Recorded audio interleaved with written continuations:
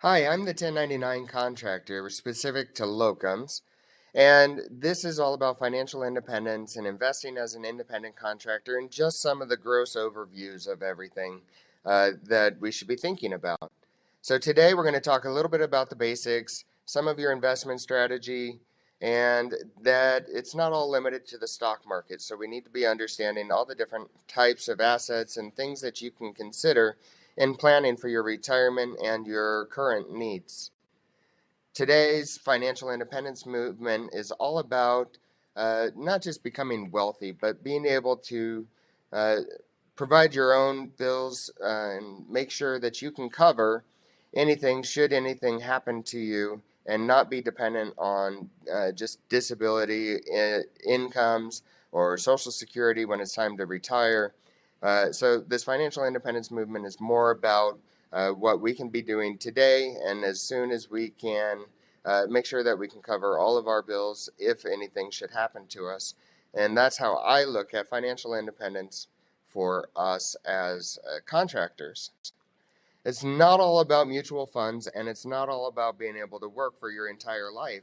A lot of the disability policies say that, well, if you can work in any capacity, then you're not disabled. And this will cause you issues if you are not planning for the future, especially as a 1099 contractor, where not your income is not guaranteed and nothing is no job or work is guaranteed for a long period of time.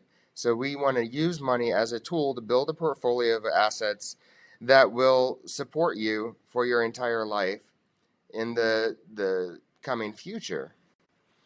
We want to look at different ways to build wealth and strategize, and that includes things like dividend payments from stocks or portfolios, distributions and K1s from real estate or other passive type incomes, and then your Schedule C side hustles, something that you're doing outside of just your normal everyday day to day. We want to look at the return on your investment, though, because you're investing not only your money, but you're investing in your time into learning about these different strategies. You're learning about how to manage each of your different types of assets, and you want to make sure that you're getting the right return on your investment, both time and money. So we're going to build an investment strategy and manage your portfolio. That's the most important part here. We want to look at the long-term investing, intermediate-term investing, and short-term investing. So your short-term is less than a year, intermediate-term being like 1 to 5 years, and your long-term being 5 years and more. You want to make sure that you're diversified in different areas, different types of assets to decrease your risk overall. You want to maximize your investments and your tax planning because this is not all about, just how much money you put in, but it's also how much money you save. And in your retirement planning, there are both options that are taxed now and taxed when you retire. And those different assets that are in that retirement portfolio can make your tax efficiency better now or better in the future.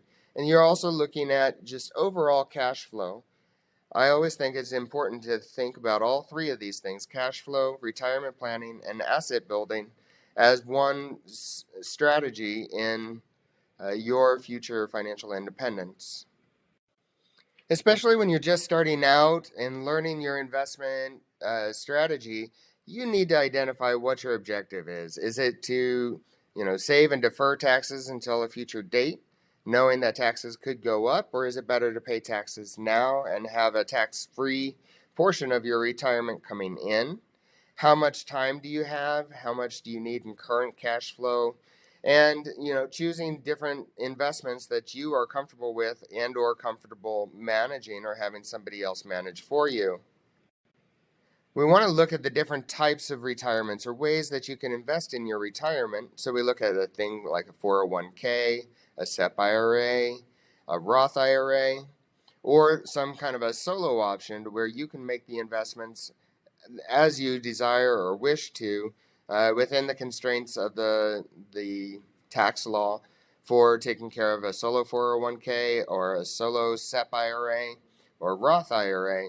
These don't have to be stock options. They can be other different types of either crypto, real estate, monetary instruments. There's definitely different ways to invest into a solo 401k, including other things like loans or notes. So there's definitely a lot to be learned here. And as you get more confident, you will learn about these different strategies and objectives. So you want to look at the different types of allocations. You want to make sure that you're balancing these different asset classes to where you're not over invested in one area that could ultimately decrease, lose value over time, or completely go away. Should something happen, you want to make sure that you're balanced and you have multiple different income streams that you can draw from over a period of time. When one is up, the other may be down, so you may decide to take out when your income has gone up significantly in one of these asset classes. And many people will use a balancing technique to be able to overall keep the same asset allocations over a period of years. And we want to look at that diversification that I was just mentioning. And then as you are looking to grow your portfolio, scale and how you're compounding is very important. So you want to be looking at those percentages of return on your investment and how you can affect that. You want to see how you can take money out of your portfolio, because a portfolio is only as good as you can use it, because we are planning for this retirement, or if something happened to you in a disability standpoint, or how it can be managed and funds drawn down off of your assets. So part of this is that liquidity. How much do you have available at any given time? And is it easy to take money out? Or are you having to go to the bank, get a loan off of a property in order just to live? So we that will then lead to this management aspect. So who's managing it? How are they managing it? What's your written down plan for being able to retire, or if something should happen? And then how are you limiting your risk? Because it's very important to consider that one thing may be up, one asset class may be up, and one asset class may be down at any given time. And so overall, you want to manage your risk, especially as you get closer to your retirement or if you're in retirement. I say invest in different asset classes because there are costs to mutual funds, not only like the fees that your manager or asset manager might charge you on the portfolio. As well, you have to look at the fees that each of the portfolio is charging, the taxes that may come through and pass through to you. They're not always liquid, so depending on the amount of your investment, you may not be able to take out as much as you want. Your dividends may not come out when you want them to. So you need to be looking at the types of funds that you're in and how much is going to be coming from that over time, or especially in your retirement years. How is that going to draw down for you and perform over the next 10, 20, 30? I don't know how many years you have that you're looking at for retirement. You might be looking at as many as 30 or 40 years as the lifespan extends in the United States.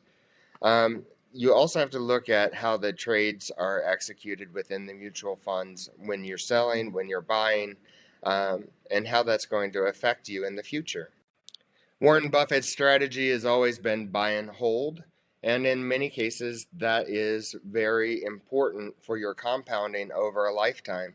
You want to start early and you want to have a plan. It takes time, discipline, and patience, as Warren Buffett says.